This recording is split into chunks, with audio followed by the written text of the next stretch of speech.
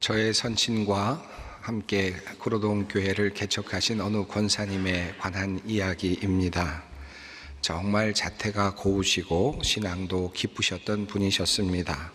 정말 점잖은 분이셨는데요, 양반 출신이라서 그러셨는지 제가 볼 때는 항상 한복을 입고 계셨고요, 또 집에 들어가 볼 때는 뒤에 병풍을 두르시고 또 그 방석 같은 곳에 요에 늘 아주 꼿꼿한 모습으로 앉아 계시곤 하셨습니다. 그분은 늘 기도하던 기도의 제목이 하나 있었는데 주변의 사람들이 다 알고 있는 기도의 제목이었습니다. 그것은 그가 죽지 않고 예수 그리스도의 재림을 직접 경험하는 것이었습니다.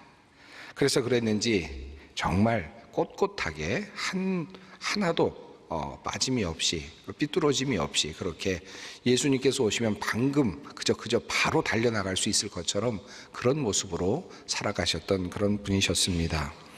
어렸을 때 저와 친구들의 관심은 정말 그 권사님이 예수님의 재림을 보실까 하는 그런 관심이었습니다. 만약에 그렇게 된다면 우리는 젊음을 펴보지도 못하고 죽는데 큰일 났다, 그런 마음으로 권사님의 기도를 과연 들어주실까, 그렇게 궁금함을 가지고 바라보았던 적이 있습니다.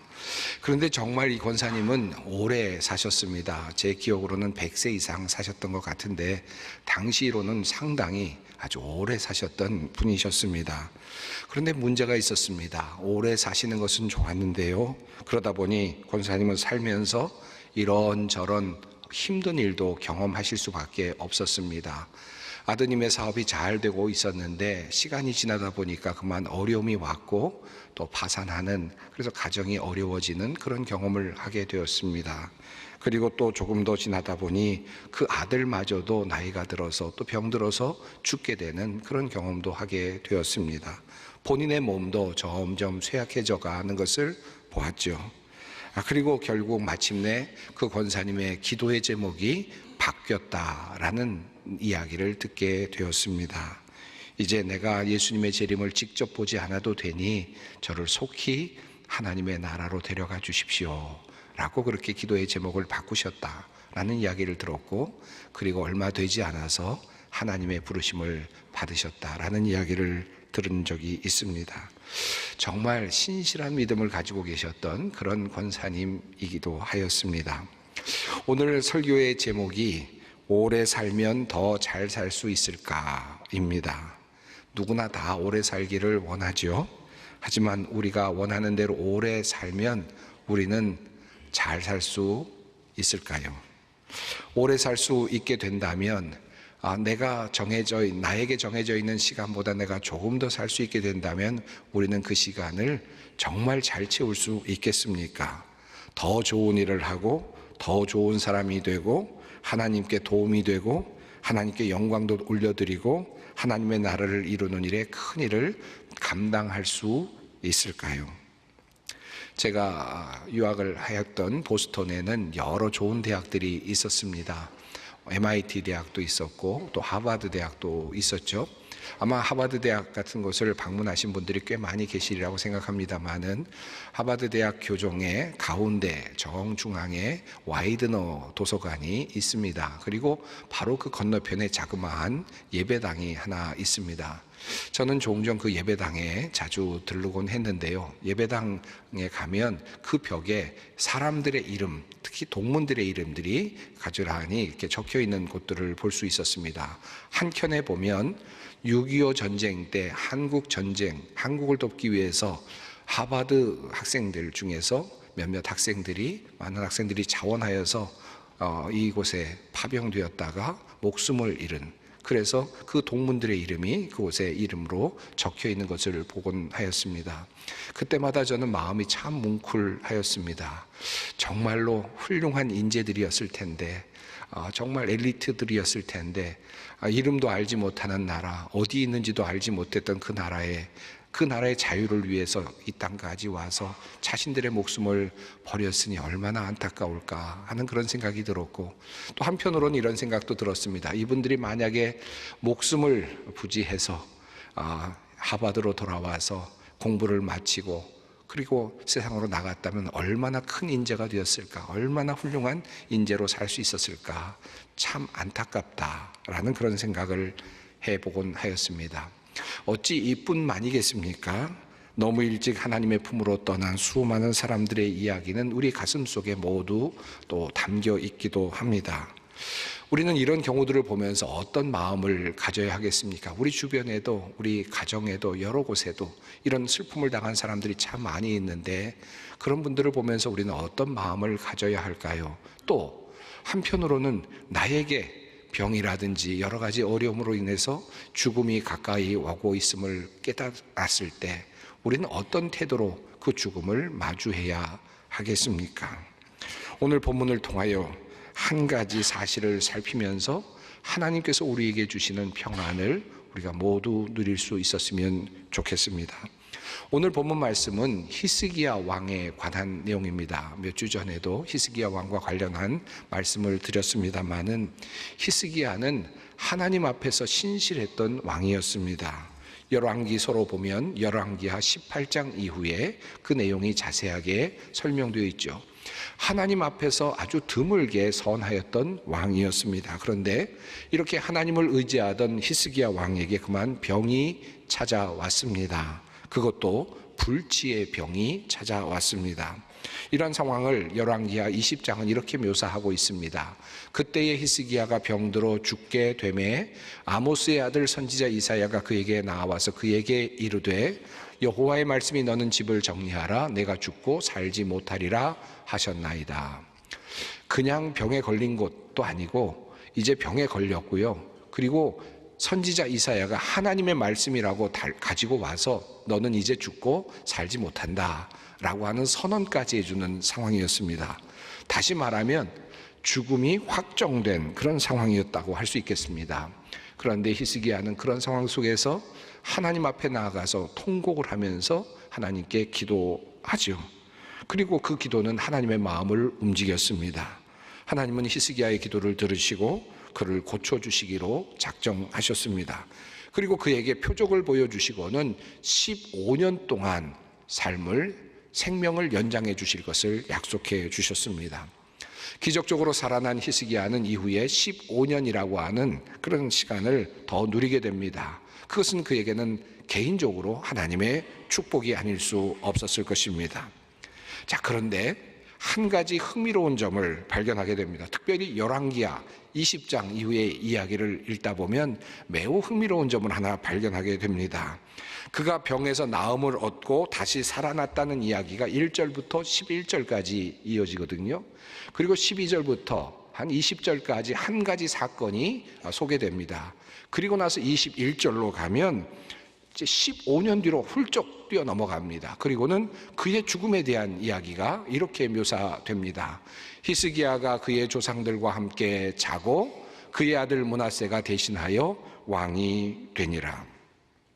15년 동안 생명의 연장을 받았다는 이야기와 그리고 15년을 살았고 그리고 이어지는 마지막 그의 죽음 사이에는 성경 안에서는 약 10절밖에는 그 사이가 벌어져 있지 않습니다. 그가 다시 살게 되어서 했던 이야기는 단 한 가지만 열왕기하서에 소개되고 있습니다. 그는 새롭게 선물로 받은 15년 동안 그러면 어떻게 살았다는 말일까요? 성경 그의 15년의 새로운 시간에 대해서 침묵하고 있습니다. 무슨 뜻일까요? 기록할 만한 내용이 없다라고 하는 그런 의미이겠습니다. 단 한 가지 사건만 소개되고 있는데 11절부터 19절까지 내용이 그것입니다. 내용은 이렇습니다. 히스기야가 병이 들었다라는 이야기를 듣고 바벨론 왕 브로닥 발라단이 편지를 보내고 또 예물과 함께 사신들을 보냅니다. 그때 사신들이 도착했을 때 히스기야는 하나님의 그 도우심으로 병이 낫게 되었죠. 죽지 않고 나았습니다. 건강을 회복하였습니다. 그래서 히스기야는 사신들을 만나게 됩니다. 그런데 그는 그때 한 가지 큰 실수를 합니다. 바로 바벨론의 사신들에게 자신이 가지고 있는, 그 나라가 가지고 있는 모든 보물들과 군기고의 창고들을 열어서 보여주는 그와 같은 실수를 범하게 되는 겁니다. 성경은 말씀합니다. 히스기야가 사자들의 말을 듣고 자기 보물고의 금은과 향품과 보배로운 기름과 그의 군기고와 창고의 모든 것을 다 사자들에게 보였는데 왕궁과 그의 나라 안에 있는 모든 것 중에서 히스기야가 그에게 보이지 아니한 것이 없더라. 왜 히스기야가 이렇게 창고를 열어 보여줬는지 그 이유를 알 수는 없습니다만은 아마도 생명을 얻고 살아난 기쁨 때문이었을 가능성도 있겠죠. 그는 기쁨에 겨워서 그렇게 즐겁게 자신의 창고에 놓여있는 모든 것들을 보여주었습니다. 그런데 이것은 매우 큰 실수였습니다. 이사야는 그 사실을 알고 히스기야를 책망하죠. 훗날 바벨론이 이제 이 나라를 쳐들어와서 이곳에 있던 모든 보물들을 다 가져가게 될 것이고 그리고 자녀들을 포로로 잡아가게 될 것이다 라고 하는 예언의 말씀을 하게 됩니다. 자, 이렇게 그 실수를 하게 된 이야기를 단 한 가지만 적고 나서 성경은 바로 이어서 21절에서 그의 죽음에 대한 이야기를 하고 있습니다. 그러니까 그의 15년 동안의 삶은 그냥 압축되어 있다라고 해도 과언이 아닐 것입니다. 여러 사람도 만났을 것이고요, 식사도 많이 했을 것이고요, 또 사랑도 했을 것이고, 그리고 또 여러 가지 정책도 세워서 나라의 보탬이 될 만한 일들도 했겠죠. 심지어 자녀도 낳았을 것이고, 성경은 그런 모든 이야기를 그럼에도 불구하고 침묵하고 있습니다. 모든 것을 생략한 채로 그의 죽음에 대해서만 이야기를 하고 있습니다. 한마디로 말하면 그가 덤으로 살았던 15년의 삶은 하나님께나 또는 그 나라의 백성들에게 큰 도움이 되지 못하였다라고 하는 뜻입니다. 한 걸음 더 나아가서 이어지는 21장은 히스기야가 생명을 연장받아서 남긴 매우 치명적인 한 가지 사실을 또 하나 전하고 있습니다. 므낫세가 왕이 될 때의 나이가 12세라 예루살렘에서 55년간 다스리니라. 히스기야에 이어서 그 나라를 다스리게 된 왕은 바로 그의 아들이었던 므낫세였습니다. 그런데 사실 이 므낫세는 정말 하나님 앞에서 본다면 태어나서는 안 될 그런 악한 왕이었습니다. 이 유다의 왕 중에서 하나님 앞에서 범죄한 그 경력으로 본다면 가장 악했던 왕이 바로 므낫세 왕이었다고 할 수 있겠습니다. 성경은 그에 대하여 이렇게 평가를 하지요. 유다 왕 므낫세가 이 가증한 일과 악을 행함이 그 전에 있던 아모리 사람들의 행위보다 더욱 심하였고 또 그들의 우상으로 유다를 범죄하게 하였도다. 착하고 선한 왕 히스기야는 예루살렘과 유다를 29년간 다스립니다. 그런데 악한 왕 므낫세는 예루살렘과 유다를 55년간 길게 통치를 합니다. 그동안에 온갖 범죄를 저지르며 하나님 앞에서 악을 행하게 됩니다. 므낫세의 이러한 악행으로 인하여 하나님은 진노를 하시게 되었고 바벨론으로 잡혀가게 되는 그러한 하나님의 진노를 선지자를 통하여 예언의 말씀으로 전하게 됩니다. 내가 내 소유인 내 백성 가운데서 살아남은 사람을 모두 내버리겠고 그들을 원수의 손에 넘겨주겠다. 그러면 그들이 원수들의 먹이가 될 것이고 그 모든 원수에게 겁탈을 당할 것이다. 므낫세의 악행은 결국은 모든 이스라엘 백성들에게, 유다 백성들에게 큰 짐이 되고 말았습니다. 유다의 심판을 가져오는 그런 하나의 출발이 되었다는 말씀입니다. 자, 그런데 한 가지 흥미로운 사실이 눈에 띄입니다. 므낫세가 왕위에 오르던 나이입니다. 므낫세가 왕이 될 때의 나이가 12세라.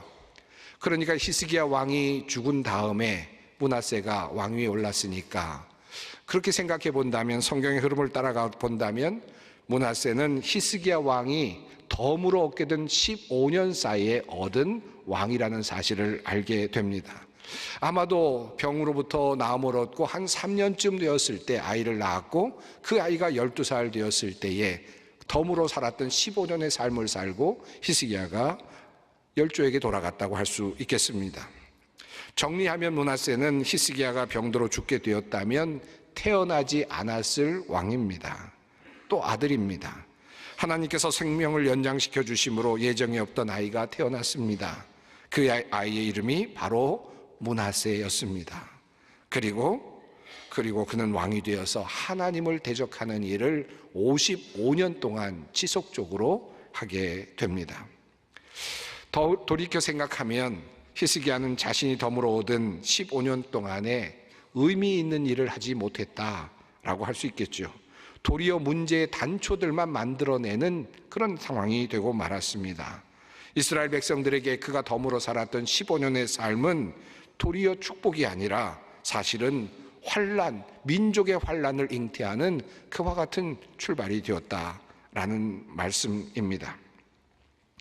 히스기야는 하나님께서 정하신 그때의 열조에게 돌아가는 것이 더 좋았겠다라는 생각이 들기도 합니다. 오래 살면 더 잘 살 수 있을까요? 다시 이 질문으로 돌아옵니다. 예수님께서 33세까지 사셨습니다. 그리고 그때 십자가를 지셨죠. 만약 예수님께서 그때를 모면하시고 더 사셨다면 더 큰 일을 하셨을까요? 더 놀라운 일을 하셨을까요? 더 우리가 알지 못한 더 큰 비밀스러운 일을 행하셨을까요? 물론 그렇게 하실 수도 있었겠지만 아마도 예수님께서 더 사셨다면 병자들을 더 고쳐주시고 또 악귀도 물리쳐 주시는 그런 일들을 하셨겠습니다만은, 그러나 예수님은 사실은 33세라는 시간을 꽉, 자신에게 주어진 인생을 꽉 채우고 가셨습니다.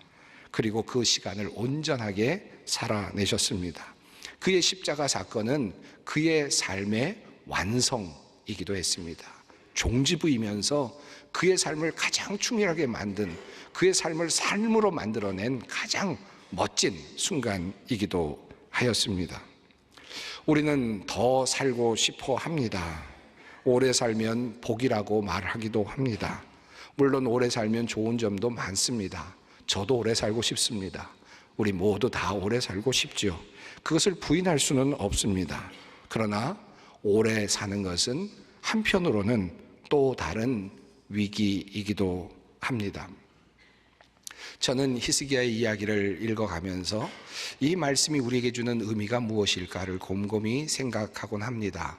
히스기야의 이야기는 15년 동안 생명을 연장받았다라고 하는 이 말씀은 우리 많은 사람들에게, 병자들에게는 희망의 말씀입니다. 그래서 주님께 기도하면 하나님께서 우리의 기도를 들어주시고 우리의 생명을 연장시켜 주실 것이다 라고 하는 그 기대를 갖게 하는 아주 중요한 말씀이기도 하죠. 그러나 오늘 본문 말씀을, 그 뒤에 있는 배경에 있는 말씀들을 살펴보면서 이 말씀의 참뜻이 무엇일까를 깊이 생각해 봅니다. 마치 이 말씀은 이런 뜻 같습니다. 도마에게 나타나셔서 하셨던 예수님, 내가 보지 않고는 믿지 못하겠다고 했느냐? 그러나 보지 않고 믿는 자가 복이 있다라고 말씀하셨던 그 예수님의 말씀과 닮아 있지 않을까 하는 생각이 듭니다. 병이 낫기를 원하며 주님 앞에 기도했던 히스기야에게, 그래 병 낫기를 원하느냐? 내가 낫게 해주마 라고 고쳐주시는 주님 하나님께서는, 그런데 그냥 이때 내가 세상을 떠나서 내가 준비한 땅으로 와도 괜찮다라는 말씀을 함께 하시는 말씀이 아닐까, 넉넉하다라는 말씀을 하시는 것이 아닐까 하는 생각이 듭니다. 마지막으로 또 한 사람, 안타까운 삶을 마감한 한 사람의 이야기를 하려고 합니다. 독일의 본헤퍼 목사님 이야기입니다. 디트리히 본헤퍼 목사님은 나치 정권에 저항하다가 잡혀서 39살의 나이에, 젊은 나이에 교도소에서 교수형을 받고 처형된 분이십니다. 그가 감옥에 있을 때 1944년 12월 19일 그는 한 편의 시를 써서 자신의 사랑하는 약혼자에게 보냅니다. 그 시의 제목은 선한 능력으로라는 제목이었습니다. 그리고 약 한 100여 일이 지난 후에 그는 교수용으로 세상을 떠나게 되었습니다. 지그프리드 피츠라고 하는 그런 분이 작곡가가 그 시를 작곡에 붙여서 이렇게 노래로 만들어서 많은 사람들이 불리도록 해서 아마 여러분도 그 노래를 들어보신 분들이 꽤 많으실 것입니다. 그 내용은 이렇습니다. 선한 능력에 언제나 고요하게 둘러싸여서 보호받고 위로받는 이 놀라움 속에 여러분과 함께 오늘을 살기 원하고 그리고 여러분과 함께 새로운 날을 맞이하고 싶습니다. 선한 능력에 우리는 너무 잘 보호받고 있으며 믿음으로 일어날 일들을 기대하고 있습니다. 하나님께서는 밤이나 아침이나 우리 곁에 계십니다. 또한 매일의 새로운 날에 함께 하십니다. 죽음이 바로 옆에 있는 것을 느끼고 있습니다. 이제 곧 언젠가는 사형이 집행될 것을 알고 있습니다. 그럼에도 불구하고 그는 선한 능력이 나를 지금 감싸고 있습니다 라고 그렇게 고백합니다. 그리고 나는 믿음으로 일어날 일을 기대하고 있습니다 라고 고백합니다. 이 믿음으로 기대했던 그것은 석방되거나 자유의 몸이 되는 것이 아니었고 죽음을 통해 생명으로 옮겨지는 것이었습니다. 더 오래 사는 것이 중요한 것이 아니라 하루하루 주님의 그 선하신 능력에 둘러싸여서 살아가는 기쁨이 친정한 기쁨이요 행복인 것입니다. 훗날 강제수용소 담당 의사로서 보네포의 죽음을 바라보았던 의사는 이렇게 회고합니다. 나는 보네포 목사가 죄수복을 벗기 전에 바닥에 무릎을 꿇고 자신의 주 하나님께 진심으로 기도하는 모습을 보았다. 어찌나 경건한지 하나님이 그의 기도를 들어주셨다고 확신할 정도였다. 그는 형장에서 다시 짤막한 기도를 드린 다음 계단을 밟고 교수대에 올랐다. 처형은 몇 초 만에 끝났다. 나는 지난 50년간 의사로 일하면서 그토록 경건하게 죽음을 맞이한 사람을 본 적이 없다. 여러분, 삶과 죽음은 함께 있습니다. 죽음은 사실 너무나도 가까이 우리 곁에 있습니다. 오래 사는 것도 축복입니다만은 오늘을 행복하게 사는 것이 더 큰 축복입니다. 더 많이 가지고 있는 것이 축복이 아니라 내가 가지고 있는 작은 것으로 행복을 누리는 것이 진정한 축복입니다. 조금 더 사는 것이 축복이 아니라 벅찬 감격으로 나에게 주신 바로 오늘 이 시간을 살아내는 것이 진정한 축복입니다. 얼마 후면 추석을 맞습니다. 먼저 간 사람들에 대한 그리움이 많이 솟아 올라올 것입니다. 하지만 신실하신 하나님을 믿고 감사합니다. 참 감사했습니다. 주님 앞에 그렇게 기도하며 감사를 표현할 수 있는 추석 명절이 되시기를 간절히 바랍니다. 지금은 선교 헌금 시간입니다. 이 예배를 통해 삶 가운데 은혜와 회복이 충만하시길 간절히 기도합니다.